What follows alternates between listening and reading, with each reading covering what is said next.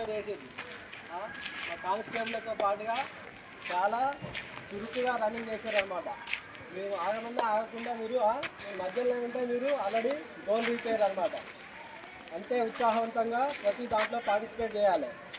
చైతన్యం ప్రోగ్రాంలో భాగంగా మన జిల్లా ఎస్పీ గారు ఈ నెల నవంబర్ 7 వరకు మనకి డైలీ ఏదో ఒక ప్రోగ్రాం కండక్ట్ చేయమని చెప్పారు.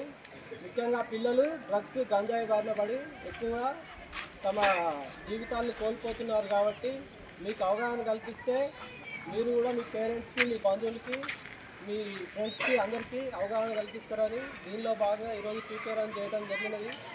ఈ డ్రగ్స్ అంటే మీకు తెలుసు కదా, కొకాయిన్, హెరాయిన్, గంజాయి, మిగతా మత్తు పదార్థాలన్నింటినీ డ్రగ్స్ అంటారు.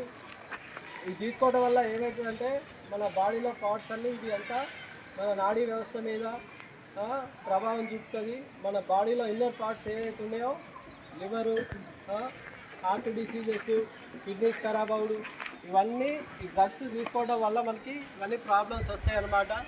ఈ డ్రగ్స్ తీసుకున్న వ్యక్తి కూడా ఏంటంటే వాడు సరిగా టైంకి అన్నం తినడు, టైంకి నిద్రపోడు, వాడంతా ఒక డిప్రెషన్లో ఉంటాడు అన్నమాట. ఎప్పుడు యాక్టివ్గా ఉంటాడో, ఎప్పుడు డిప్రెషన్కి ఇదవుతాడో తెలియదు.